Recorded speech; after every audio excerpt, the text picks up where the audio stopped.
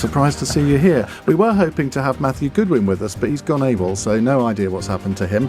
But the lines are now open, 0345 6060 973. Call 0345 6060 973. Tweet at LBC. Text 84850. Cross question with Iain Dale. This is LBC. Well, welcome to you all. I suppose with three panellists, we'll get more questions in, or you get longer answers. So there is a bonus here, but maybe Matthew will turn up. We don't know. Now, Anne is in Burgess Hill and has our first question. Anne, very good evening to you. Good evening to you, Iain, and thank you for taking my question. If Insulate Britain are really serious about the quality of homes that people live in, why are they not taking their campaign to the doors and the offices of the housing associations and private landlords who are putting people in the most inadequate housing, damp, poor conditions, very old storage heaters? That is where the real problem is. Or are they really only wanting to keep on banging the government as if it's all the government's fault? Harriett Baldwin. Well, obviously, I very much welcome the decision that was taken today to pass sentences on some of these very disruptive people. But Anne, you're absolutely right that this is an important issue and it's something that we do need to act on as a country. Personally, I would like the sentences to be community service, where people are sent to people's homes to insulate them. I think that would be a really appropriate response rather than prison. I think that would be a very sensible thing to ask people to do. And I also think that as we look at our housing stock in this country, we do have a lot of older housing stock, and it strikes me as really ridiculous sometimes that you've got some houses that really need insulation or really need adaptation, and yet they're listed or they are preserved or in a conservation area and you can't improve the glazing and things like that. So I think there are lots of practical things we ought to be looking at, but I very much welcome the fact that this kind of disruptive behaviour that's been so inconvenient for so many people has been tackled by our judiciary. What about the point that Anne made about that they should maybe focus their efforts towards landlords or housing associations or local councils rather than trying to disrupt motorways? Well, I personally think it should be practical rather than this kind of protest. So I certainly think there's a lot that my local housing association in West Worcestershire is building some very energy efficient buildings. There obviously are improvements that are being made. And I also just think that retrofitting that old housing stock is really important, and that there are often regulations that prevent that. So I think there is a lot we can do that's practical. Anne makes a good suggestion, but I think the one thing they shouldn't be doing is disrupting the M25. Michael Crick. Well, I think it's a jolly good idea. I've always been a great believer that campaigns should be practical as well as vocal. And I think that their campaign at the moment is bonkers. It's utterly counterproductive. It's alienated a lot of people. Whereas if they were to go round door to door, talking to ordinary private homeowners about ways in which practical and cheap ways in which houses can be insulated, and that homeowners will thereby save on their electricity and gas bills in the long term, then that would be a jolly good thing. And I think that they would gain the admiration of the public, whereas at the moment they've not just irritated. I mean, it's worse than irritation. It's angered many members of the public. And caused appalling disruption, in some cases preventing ambulances to getting to hospitals with emergency cases. So I think this is a wonderful idea from Anne, and they should all go out and do it. Somebody earlier in the programme was saying that they should have been, if they wanted to protest on roads, protest by the side of the road. And I pointed out that the likes of LBC and the Daily Mail and Channel 4 News and Newsnight or whoever wouldn't be covering the protests if they did that. So if you are going to protest against something, you've got to do something that attracts public attention, haven't you? Yeah, I think if you're going to block the road for 5 or 10 minutes, that's not so bad. But I mean, some of these protests have gone on for hours on motorways and have blocked the traffic of tens of thousands of cars and lorries, and actually been hugely damaging to the economy. But I mean, the the basic thing from a campaigning point of view, anybody advising them in terms of public relations and campaigning is you don't alienate the public in the way that they have done. And I think the public are very sympathetic to them, to their aims as aims, but they're not sympathetic to what the way they've gone about it. No, and if you want to win a campaign, you've got to win hearts and minds. haven't you? Exactly. And I said earlier in the programme, I can't think of a single person that would have been persuaded of their case by these actions. It's but been Benjamin, lose friends and alienate exactly. people. Yeah. You may disagree. Speaking of, look, I certainly wouldn't glue myself to the road, and it's obviously alienated a huge amount of people. But I don't think this is a campaign that had immediate hopes that were practical. It was about getting it on the news agenda. It was about causing problems. It was about forcing people to think about these questions. Now, do I think that we're having a serious conversation about the insulation of homes, as Anne suggests, the kind of people that could actually make those changes? Well, no, I don't think we have achieved that. I think all we've done is get lots of attention and media attention towards Insulate Britain. And then you look at the prison sentences that were handed out today, and actually I'm inclined to agree somewhat with Harriett in that, maybe it will shock them to go to prison. These are some quite sort of middle-class people. I suspect prison wasn't something they ever expected prior to this campaign. But I think if you look at the speech they made today, they see themselves as martyrs. They were comparing themselves to the suffragettes and to Martin Luther King in the speech they gave out. I think they see this as giving them more attention while not really solving any of the problems. I think a fine might be better than community service, to be honest, because that would probably hit them as harshly as a prison sentence would. And then when you have the question specifically about landlords and housing associations, well, housing associations, I suspect, don't have anything like the money to be able to do anything serious about this on the scale that it's needed.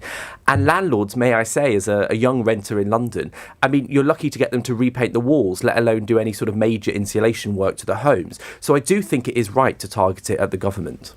I mean, the trouble with fines is, though, that they wouldn't pay the fines, would they? So you've then got to have either the bailiffs going round and seizing some of their property, which causes a right scene, or the alternative sentence is that they end up going to jail for non-payment of fines. So I don't think fines are... I mean, fines are often... I mean, there's a massive backlog of unpaid fines in the criminal justice system.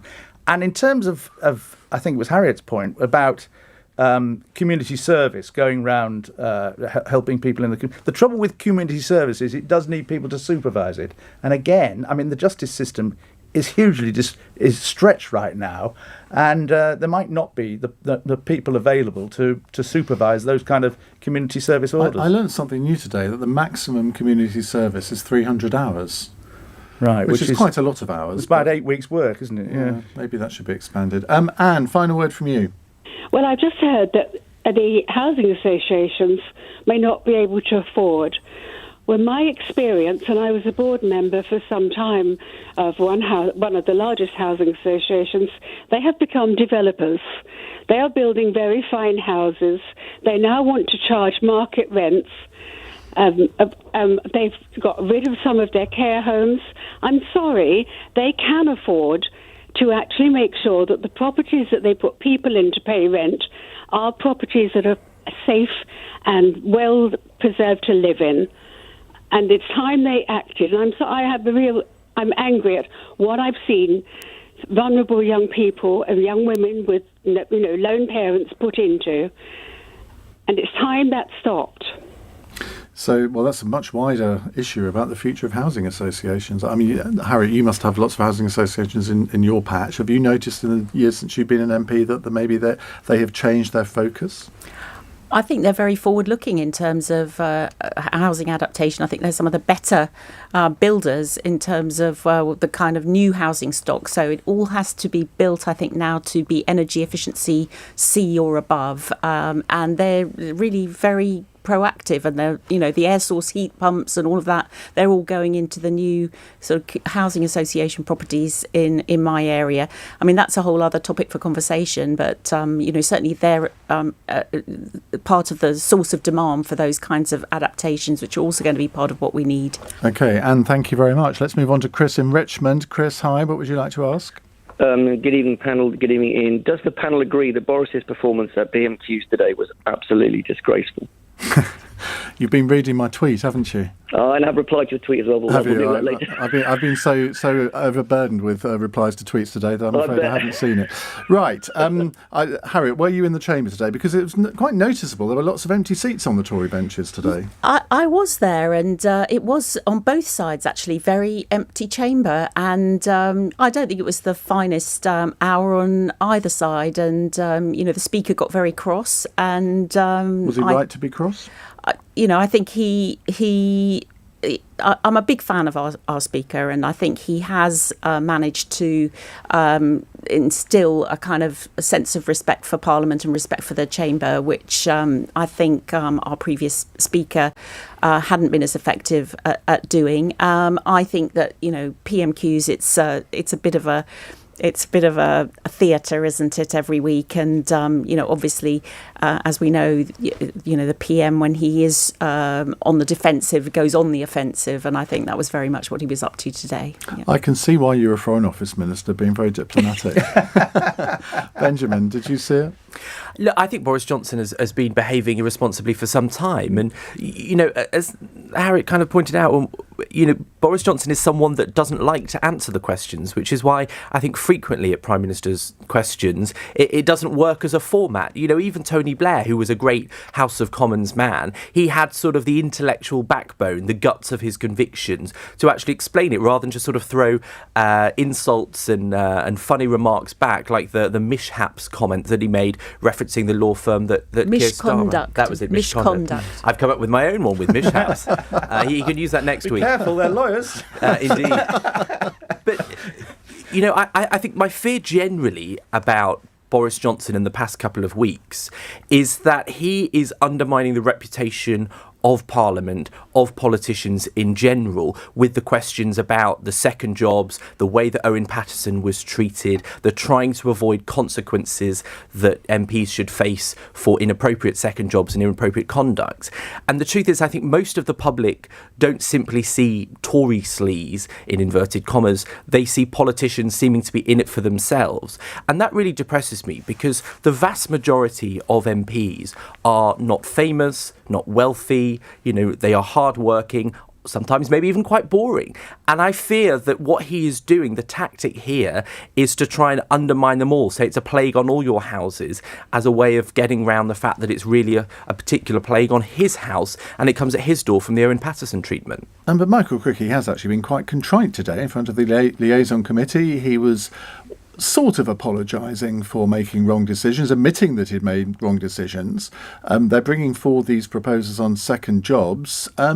Surely better that a sinner repents. Well, I'm a great believer that politicians should apologise a lot more, and I was extremely impressed by Angela Rayner the other day, of whom I've not normally been a fan, when she apologised for the Tory scum remarks, which I thought really were genuine. And yes, on this, Boris Johnson has apologised a bit, both at Prime Minister's questions and subsequently. But his performance today really was, it was disgraceful in the as the caller suggests, and to turn it all into a joke around the name of the law firm Mishkondarea that Keir Starmer had been doing work for, and make a joke about implying that Keir Starmer had been involved in misconduct. I mean, he obviously thought it was a great wheeze and a great joke at the time, but that's Boris Johnson all over. And nobody's actually suggesting that Keir Starmer has committed misconduct. All they're suggesting is that Keir Starmer, and I would agree, is somewhat hypocritical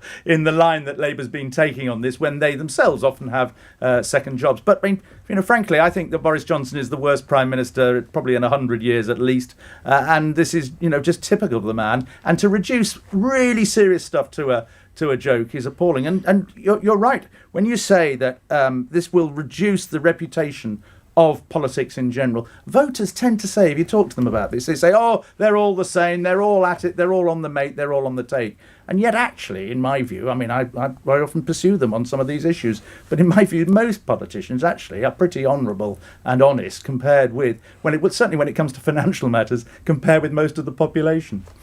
Chris, final word? Well, I mean, I agree with everything that Michael said. I mean, the bit that particularly enraged me was when he started sort of talking about misconduct before he changed his tune and had to correct himself. I mean, that's not what you do in the House of Commons. There's no evidence to support it. Yes, there's hypocrisy. We all agree with that. But it really was gutter politics today, shouting on both sides. And you kind of think that you forget that an MP was murdered 4 weeks ago. It really brings that's a the shame point. on That's this the country. point that the Speaker was making, I think, wasn't it? Chris, thank you very much for that. I'm still reeling from your allegation, Michael, that he's the worst Prime Minister in 100 years. Wouldn't Anthony Eden become fairly close? Well, Anthony Eden was bad because of one. I mean, you're the expert on prime ministers, having just published a volume on them, and you can compare them all in contrast. I don't think Eden. Eden made huge errors over Suez, but I mean, Boris Johnson is consistently dishonest and untrustworthy, and frankly, his government is utterly shambolic, and he was a shambolic foreign secretary as well. And I think he. No, I think was he's he worse Foreign than Secretary when you were in the Foreign Office, Harriet? He was. I served under Boris Johnson as Foreign Secretary and then under Jeremy Hunt as Foreign Secretary. And would you like to mount a defence against Michael's allegations? Boris then fired me on day one in office. Sorry, I shouldn't laugh. But rub it in, won't you, Ian? Yes, yeah. Do you wish to respond to any of Michael's allegations? Well, I will say this because, I think you're all, incredibly respected commentators who look at this from the outside. I'm going to give you the flavour of what it's been like for us on the inside, where, we've suffered the political assassination of a colleague, another dear colleague, James Brokenshire, very sadly dying of cancer. And then we had this situation with Owen Paterson, whose wife had killed herself. And I honestly think that what clouded the PM's judgment and a lot of colleagues' judgment was incredible human sympathy for Owen Paterson as a colleague. And I think mistakes were made with that, and I think they were mistakes done with good intentions, and they've now been corrected. And let's move on. I think that the problem that Boris Johnson has is he doesn't have enough big beasts around him giving him advice. Totally agree. Either in the cabinet, and we've got a cabinet, it's a juvenile cabinet. There's nobody in the cabinet above the age of 58, which has got to be an all-time record. The two oldest people in the cabinet... I'm 59. There we are. Well, you're disqualified. You couldn't... Too late. And there are plenty of people on the back benches who are older and more experienced that you could bring into government, but he doesn't like experienced good people in the cabinet. He doesn't have good people around him. But you see, that's the weird thing. And as Mayor of London, he did. He did, yes. And you think, why the change? Anyway, we could bang on about this all night. And actually, we've got a related question coming up in a minute. So let's go to a break. More of your calls to come. 0345 6060 973. It's 19 minutes past 8. This is LBC.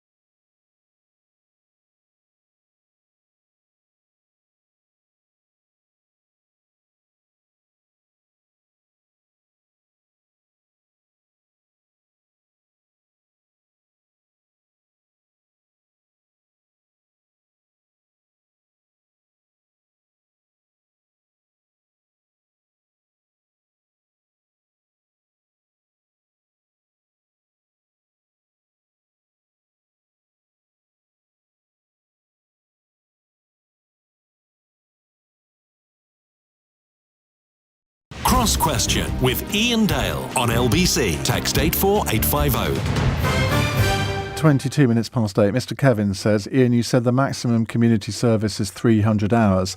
I'm sure I did longer when I was married. Boom, boom. 0345 6060 973. If you'd like to ask our panel a question, you can text your question in 84850. Anthony in Staines is our next call. I should, if you just tuned in, say that Michael Crick, Harriett Baldwin and Benjamin Butterworth are with us.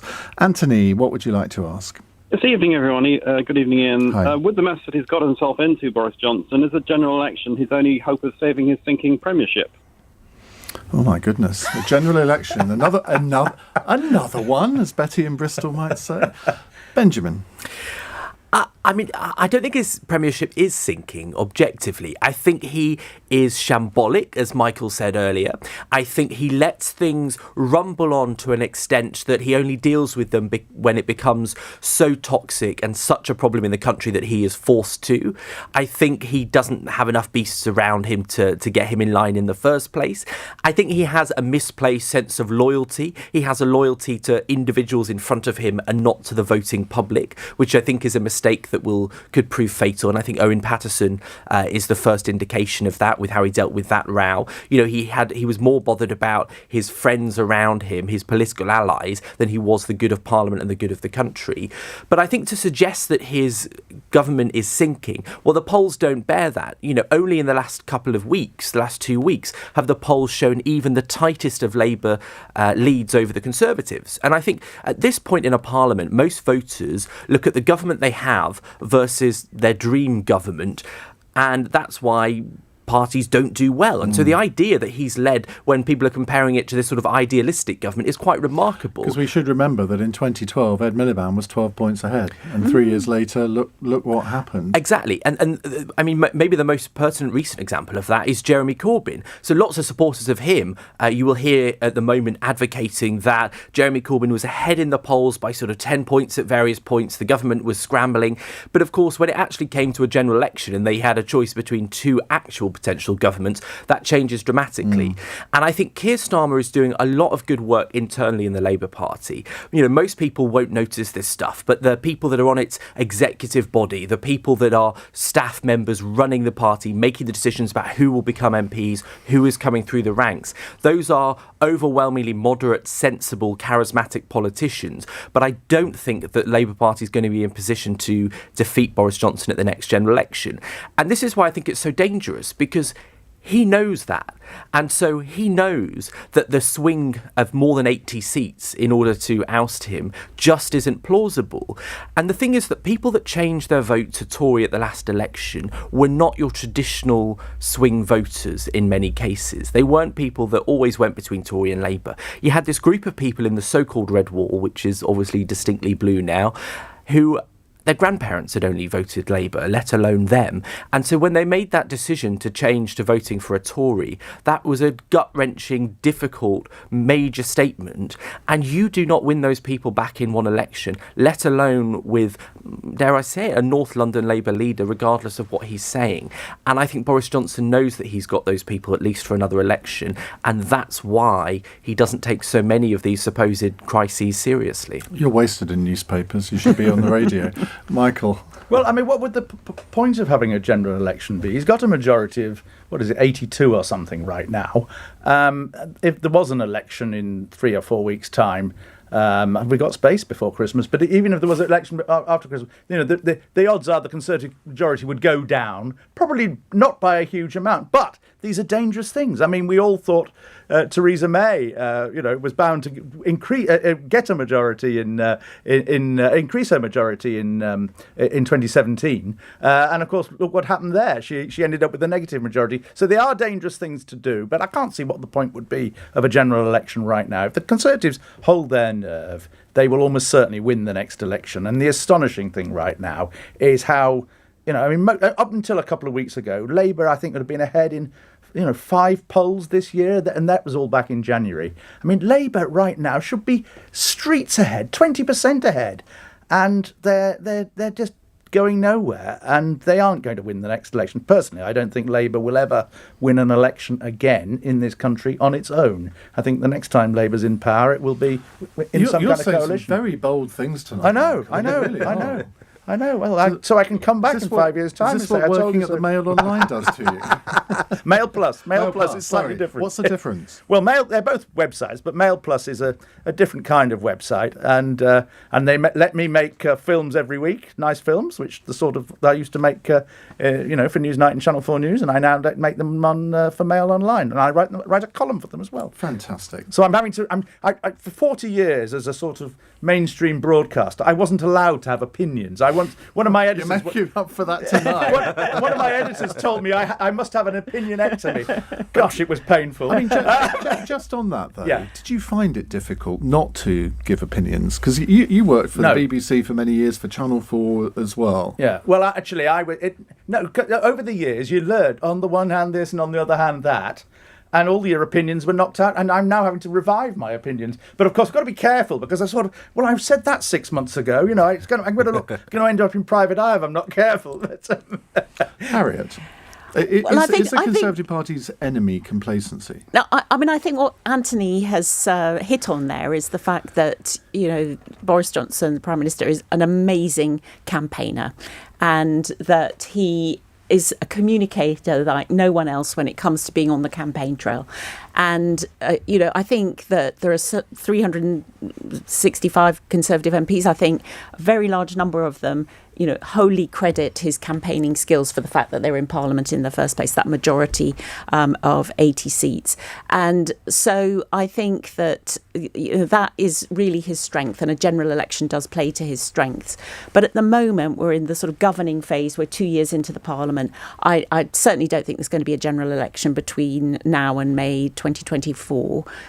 But there are these two contested by-elections on at the moment. So Old Bexley and Sidcup, and then North Shropshire. And I think it will be interesting, and people will be reading that closely, because I do think that with the Chesham and Amersham outcome, that did lead to a course correction in terms of some of the planning reforms, for example. And so, this is the electorate in those two constituencies, their opportunity to give a mid-term message to the government.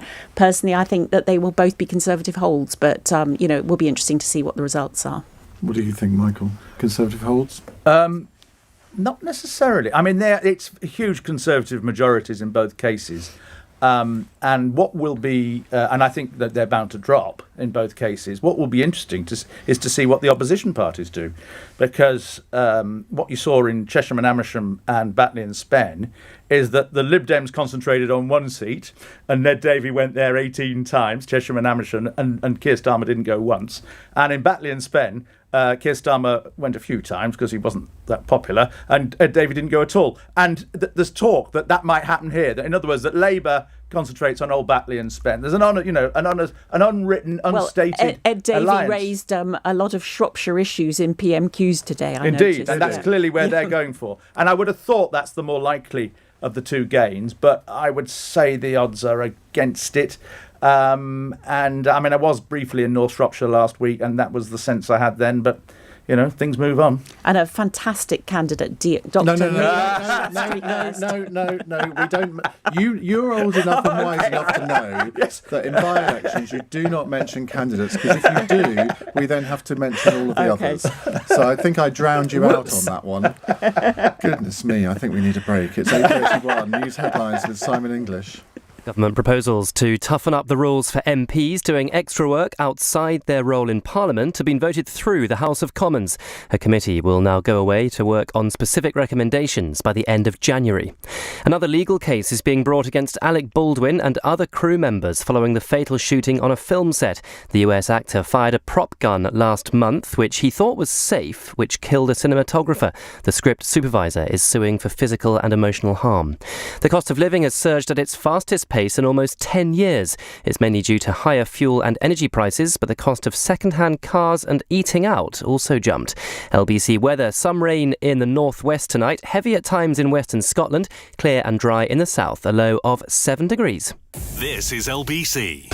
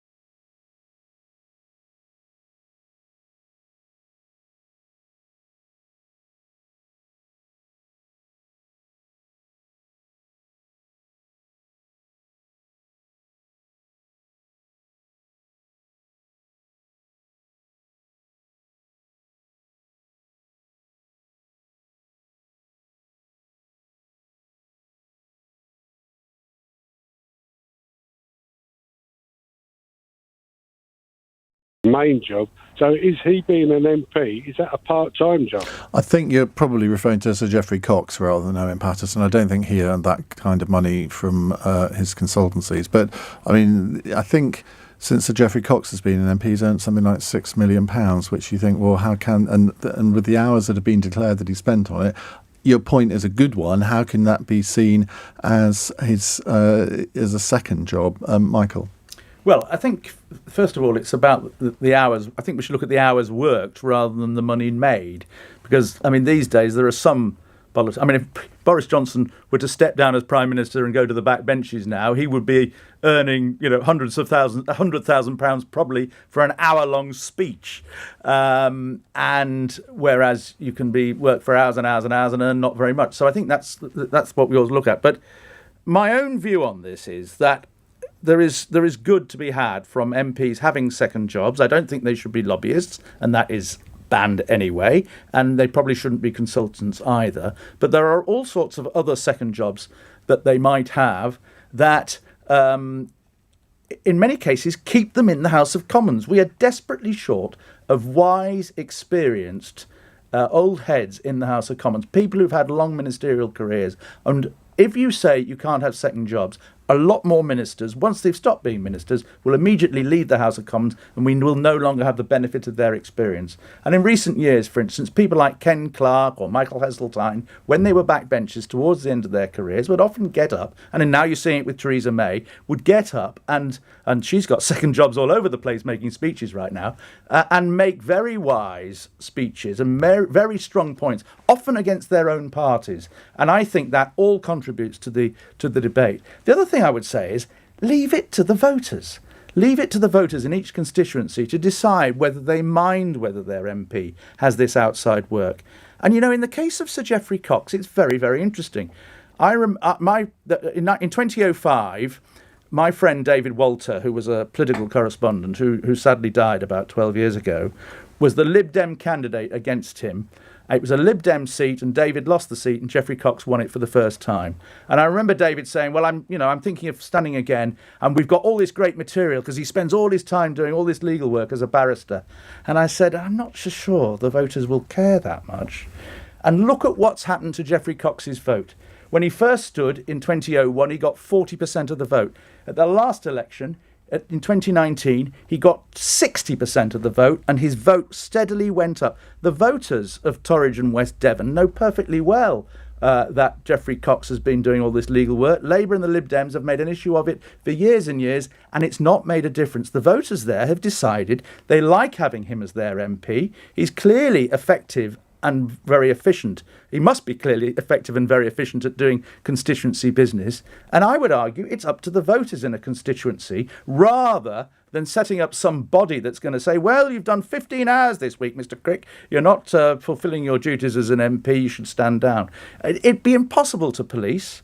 I'd say on the second jobs thing, leave it as things are. Maybe you cut back on the ability to do consultancy type work, which is directly related to your political life. But I mean, you know, somebody like Nigel Evans, the Deputy Speaker, he used to help out from time to time in the family newsagents in Swansea. There's lots of members of Parliament who are farmers. Are they not allowed to go and milk the cows on a Sunday morning?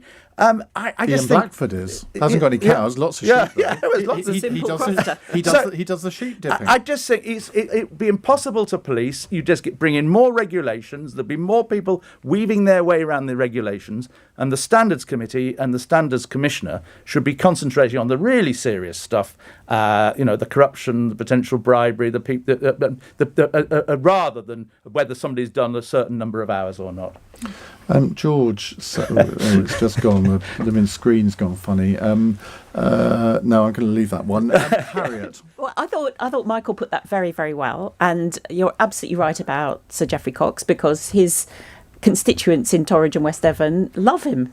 They absolutely do. And also, if you ever had an issue as his constituent and you wanted to go along and get advice or get him to stand up for you on an issue, who better than incredibly valuable QC Sir Geoffrey Cox, who's been the Attorney General? So I think, you know... But he does have a fantastic voice. And he's got the best voice in Parliament. If you want to hear my impression of that voice, please listen do. to this week's For the Many podcast. Oh, go on, give us a bit now. It's not appropriate on the radio. I don't think it is. That's more Ted Heath, wasn't it? When I was a government whip and I, Geoffrey was in my flock, and he would say to me, well, I'm not going to do it because I'm not, but, I'll show up to vote if the government's in danger, Harriet, but otherwise, Which it probably was at that point. Yes, it was. We were in the coalition, and we never knew whether any of the Liberal Democrats would show up to vote. So we kind of sometimes did need him to be there. But no, I mean, he's obviously a wonderful advocate and a wonderful representative to have if you're his constituent. So I think Michael speaks a lot of sense. But I do think at the same time, that we've got to tighten up on some of these political consultancies, and so I'm looking forward to the committee that recommends these changes, because I do think that there's been some obvious breaches, and there are quite a few cases that I think don't stand up to very good scrutiny. But I think for Sir Geoffrey Cox, he's a national treasure. Benjamin, you look as if you might disagree with that. I mean, I couldn't disagree more. There are so many problems with this. If we're talking about is he doing the job of an MP properly, well, correct me if I'm wrong, but I'm pretty sure I'm right. Since he stepped down from the cabinet, he's spoken in one debate. Now, that does not suggest to me that he is taking up all of his constituents' interests and playing a full and proper part in all the debates that are going on in Parliament, like most MPs are. In which case, they can vote him out at the next election. Stand against him. And yet, I have no desire. I have no desire to do that. I know two of you have stood for election, and I believe against each other at one point in the Tory selection. Yeah. I wish Harriet had won that one. But there's a problem with this. You're very well researched. There's a problem with this argument about saying, we'll just vote them out. Because if you become the MP for somewhere that is a marginal constituency, that is always swinging between where they have to work incredibly hard to keep their seat, they have to keep people that aren't natural supporters on side, well, then the question of having a second job and making millions and doing lots of hours and not speaking in debates, that may well lose you your seat. But when you have an enormous majority, I think you said it was 60%, as Geoffrey Cox has, well then, first of all, most constituents probably won't have a clue that he's been doing all of this work, because most people have better things to think about than find out this detail. Well, and secondly, because it's all on the Labour and Lib Dem leaflets. But secondly, the number of voters is so great that the number of people that would change the party they're voting for, which is often far more important than the individual, is never going to be enough. And so that's why you need public standards. And you also said is the money really relevant? Well, I think it is, I'm afraid, because, one of the things that's been raised in the wake of this row is that maybe MP's basic salary, which I think is £82,000, should be higher, and then maybe they won't have to go off and do these other jobs. Well, the fact that he earned £5.5 million shows that there is a simple element of greed, as far as I'm concerned. He didn't stop when he'd covered, the cost of kids' school fees or the cost of a mortgage. This is someone that wanted to earn as much money as possible. And so I just don't accept this idea that the amount of money doesn't matter, because they will keep going. And there's no way that he could have been doing that job as an MP properly. I really think that a lot of Labour MPs often have constituencies that have far greater casework needs and are far more impoverished. And so that's why many of them can't possibly think of doing this many hours outside of the job. I think you have a point there, but because Labour MPs on the whole, and this is a generalisation, they tend to represent poorer constituencies, they will have probably higher caseloads, and therefore they have less time to do the outside work, whereas in Torridge and West Devon or Sutton Coldfield or wherever, there are probably fewer constituency problems for the MP to deal with, and therefore I think we all have a lot of casework, yeah. But I mean, there must be differences depending on poverty. Probably difference in terms of some of the themes that come through, but certainly I think we're all experiencing, and we have been experiencing, a huge rise in casework. There's no question that's increased. But Harriet, IPSA have acknowledged it. You defended your colleague, but do you think, you talk about all the casework you have to do, could you do all of those hours outside of your actual MP job? Well, it's not a choice that I've made. I don't have any outside interests. I worked in the private sector, I was successful before I went into politics, and I didn't go into politics to make money. I went into politics because I wanted to, represent my constituents and make a difference that way. So it's a different set of choices that I personally have made. But in an election, the voters get to look at what you've done for them, and they get to evaluate you when you stand for re-election. But being an MP, a lot of people seem to think that being an MP these days is doing 3,500 bits of casework, and therefore you're a successful MP. The primary purposes of an MP are not to do casework, and indeed a lot of the casework can be carried out by local councillors, and if they're the MP, there's almost certainly going to be local councillors of their party that can do it. The purpose of an MP is to scrutinise legislation and vote for or against it, to hold the government to account and to challenge them, either in the chamber or in select committees, and to be potentially one of the pool of people from whom governments are chosen or shadow governments are chosen. Casework is not the primary purpose of being an MP. It can inform. And I'm not saying MPs shouldn't do casework, but nowadays it's almost become obsessive, this idea of casework. But also being a minister and being Prime Minister is a job on top of being a Member of Parliament. So you're saying that Labour could never form a government because they couldn't spare the time to be ministers. Back in the 1990s, Tony Banks, former Labour MP, got into terrible trouble when he made exactly the point that you've made, Michael, that he said, I'm fed up being a social worker. Yeah. And if you're in he wasn't in a marginal seat, but if you're in a marginal seat, it's a very different job to that if you're in a safe seat, because you have to effectively do what the job of all the local councillors do. Because if somebody says, there's lots of dog muck on the pavement outside my house, as the MP, particularly if you're a Liberal Democrat, you're going to do something about that. And that's the way the Liberal Democrats sort of hold on to their seats. I think they changed the climate a lot. I mean, it all began in Liverpool in the 1970s, pavement politics Chris and Rennard. dog muck, and Chris Rennard and Jones the Vote, Trevor Jones, remember him? And they've changed the whole nature of politics now. But at the end of the day, the MP's job is to hold the government to account and to scrutinise legislation and to be a potential minister. Now, I happen to believe that Geoffrey Cox is a pretty awful MP, but I would stand by his right to hold the second job and leave the decision as to whether he should be sacked up to the voters. Final word to Benjamin. Well, I mean, look, we're not talking about dog muck so much with casework that MP can be useful. We're talking about people in serious situations with benefits or housing where their voice can fix a problem quickly. And on Harriett's point about, being Prime Minister or a Minister is a second job, that's what they were elected to do. That's public service. That should be in the interests of their constituents. So as far as I'm concerned, that's fundamentally different to something that brings you private profit outside of that. Well, it shows what a brilliant discussion this is, because I've lost all track of time. It's 8:47.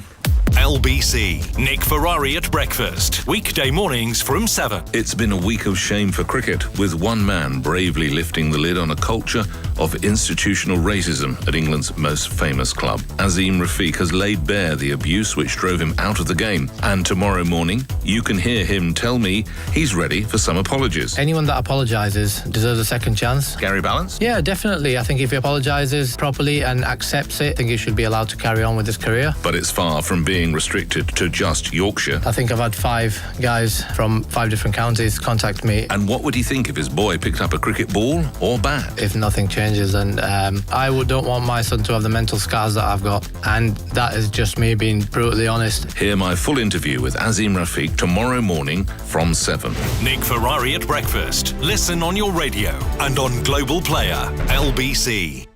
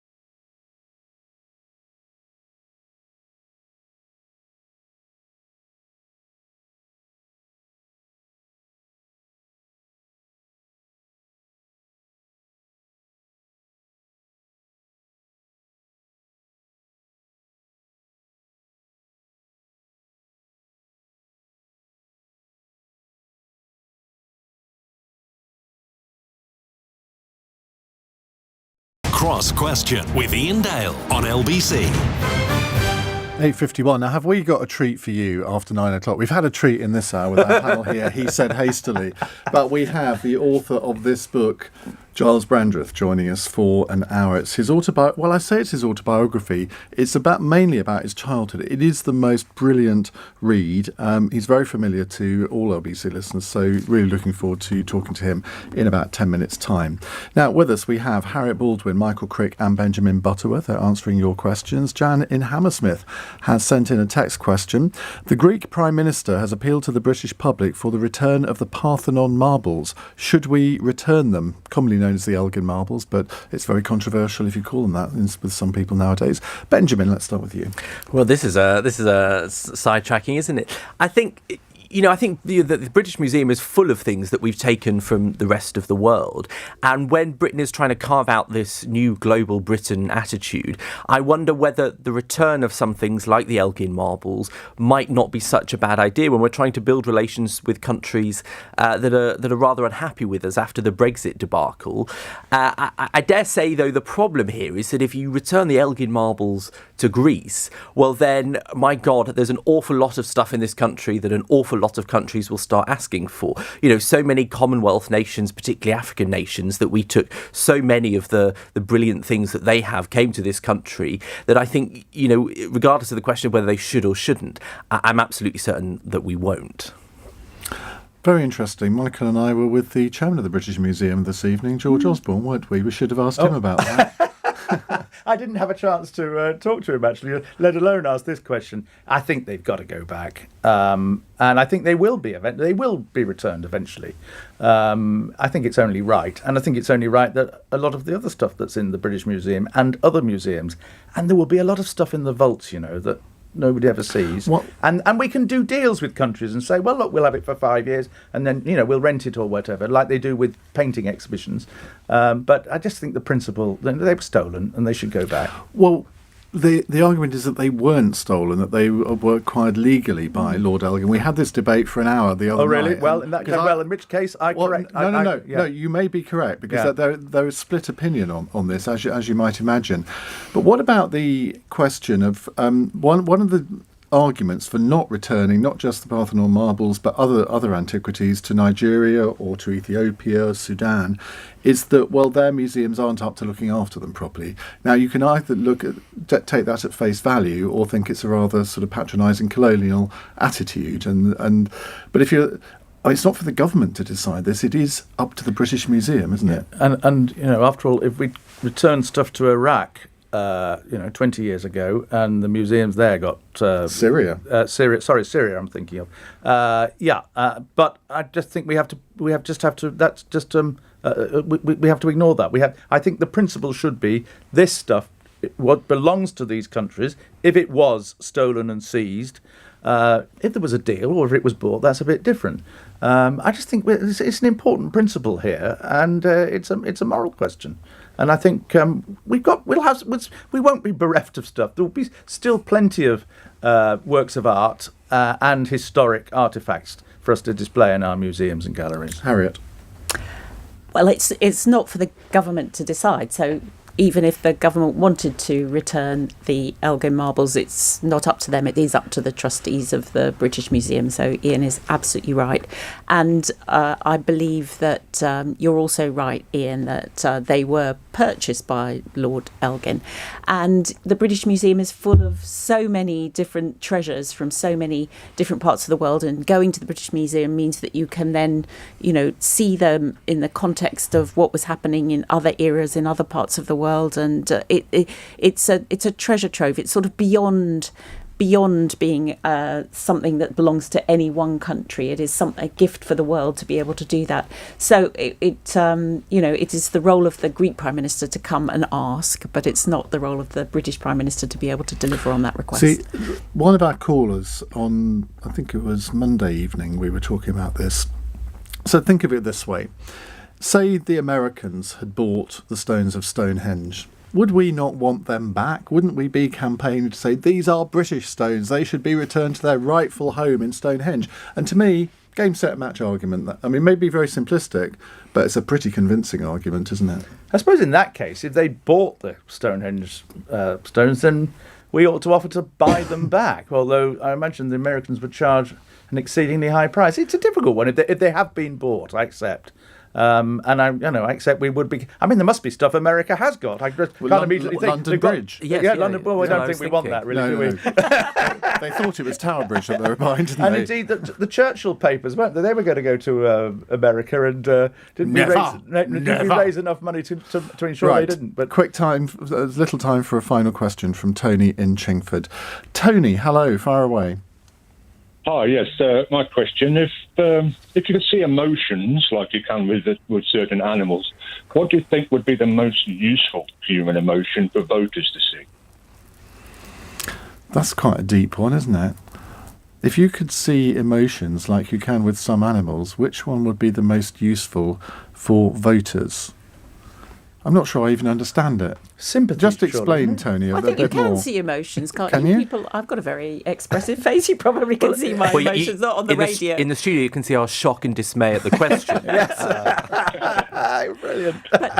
But I personally, I think, for voters, you are trying to evaluate whether you can trust a particular politician to deliver on what they say. And I think that contract with the voters and the ability to deliver on what you pledge in your manifesto is the one that, we can rely on in our Tony, democracy. just explain a little bit more about what you mean by the question. That's pretty much what I mean by it. We all the questions we've heard it all said before. So what would be useful for a voter to be able to see through in order for them to trust what they're being told? I suppose honesty, really, wouldn't it? Integrity. And we can't... Are they emotions? No, they're not emotions, but it would be something useful to see. Yeah. It seems to me that actually, as human beings, it's remarkable how many of our emotions we give away all the time. Happiness, sadness, sympathy. And that's just the last hour. Isn't it that old phrase about sincerity? If you can fake it, you've got it made. What a great way to end the hour. Thank you very much indeed to Benjamin Butterworth, Harriett Baldwin and Michael Crick. Coming up in the next hour, we're going to be joined by former LBC presenter Giles Brandreth. In fact, it was my first appearance on the radio on the Giles Brandreth Sunday afternoon show on LBC back in, 1999 or something. He's going to be joining me. Why? Because he's got his autobiography out. It's not about his whole life, although he does sort of meld a lot of modern day things into it, but it's mainly about his early years. It's absolutely fascinating, very revelatory, and also very emotional. He'll be joining me in a few minutes in the LBC studio.